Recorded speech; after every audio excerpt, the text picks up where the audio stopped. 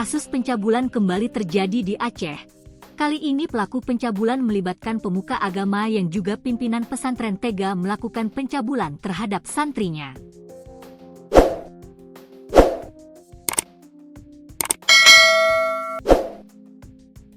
Kejadian ini terjadi di salah satu pesantren di Kecamatan Darul Makmur, Kabupaten Nagan Raya melakukan ruda paksa terhadap anak di bawah umur. Korbannya adalah seorang perempuan berusia 12 tahun yang tak lain adalah anak asuhnya. Pelaku bernama TGK Muhammad Salem, 42, yang kesehariannya akrab dipanggil Walet. Ia juga merupakan anggota sebuah lembaga yang menaungi ulama di Kabupaten Nagan Raya. Namun, sejak kasus ruda paksa ini mencuat, pelaku telah dinonaktifkan sebagai anggota. Korbannya merupakan santri di pesantren itu dan korban telah diasuh oleh istri pelaku dan dianggap sebagai anak. Korban merupakan anak yang pada saat kejadian masih berusia 12 tahun. Pelaku nekat meruda paksa korban di lingkungan pesantren dengan modus menyuruh korban untuk membersihkan kamar tidurnya. Korban menolak suruhan pelaku, tetapi secara paksa pelaku menarik tubuh korban ke dalam kamar dan meruda paksanya. Kejadian ini terus berulang dan korban sudah diruda paksa oleh pelaku sebanyak 7 kali. Perbuatan bejat itu dilakukan pelaku ketika rumahnya dalam keadaan kosong dan istrinya sedang keluar. Korban juga diancam oleh pelaku agar tidak memberitahukan kejadian ini kepada siapapun. Aksi tak terpuji ini justru terbongkar seusai ibu korban mendapat laporan dari seorang saksi dan keterangan korban tentang kejadian amoral ini. Bahkan ibu korban lebih dibuat terkejut ketika anaknya telah berpindah kartu keluarga, KK, menjadi anak pelaku.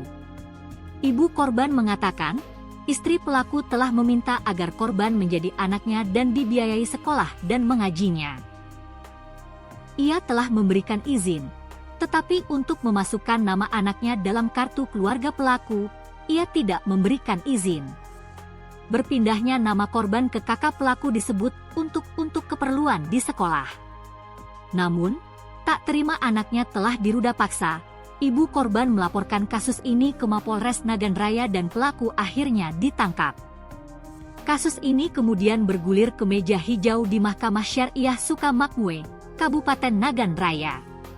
Setelah melalui serangkaian persidangan, majelis hakim yang diketuai oleh Hakim Ketua, Ahmad Mudofar menyatakan terdakwa TGK Muhammad Salem alias Walet telah terbukti secara sah dan meyakinkan bersalah telah melakukan jarimah pemerkosaan terhadap anak. Hal itu sebagaimana diatur dalam Pasal 50 Hanun Aceh Nomor 6 Tahun 2014 tentang hukum jinayat sesuai dengan dakwaan ke-1 Jaksa Penuntut Umum, JPU.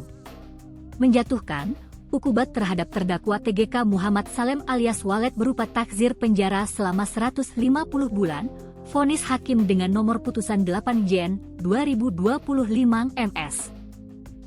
SKM, yang dibacakan pada Senin, 28 April 2025. Menetapkan masa penahanan yang dijalani terdakwa dikurangkan seluruhnya dari hukuman yang dijatuhkan, bunyi vonis hakim. Kasus ini bermula pada Minggu, 20 Oktober 2024 sekitar pukul 14 WIB di dalam rumah milik terdakwa yang berada di dalam pesantren di Kecamatan Darul Makmur, Kabupaten Nagan Raya. Saat itu terdakwa meminta korban untuk membersihkan tempat tidurnya, tetapi ditolak oleh korban. Terdakwa kemudian secara paksa menarik tangan korban hingga masuk ke dalam kamar. Lalu terdakwa menidurkan badan korban di atas tempat tidur sambil mengancam korban, "Jangan bilang sama orang. Kalau kamu bilang nanti saya pukul kamu." Selanjutnya terdakwa meruda paksa korban. Kejadian tersebut kembali terulang pada 22 Oktober 2024 sekitar pukul 15 WIB di dalam rumah terdakwa. Kala itu korban sedang duduk sendiri di pondok ngaji. Kemudian terdakwa meminta korban untuk membersihkan tempat tidurnya lagi. Namun, korban menolaknya.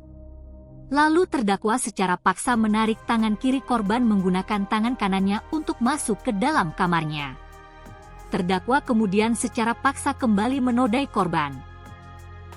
Kejadian keji itu kembali terulang pada Kamis, 24 Oktober 2024, sekitar pukul 13 WIB.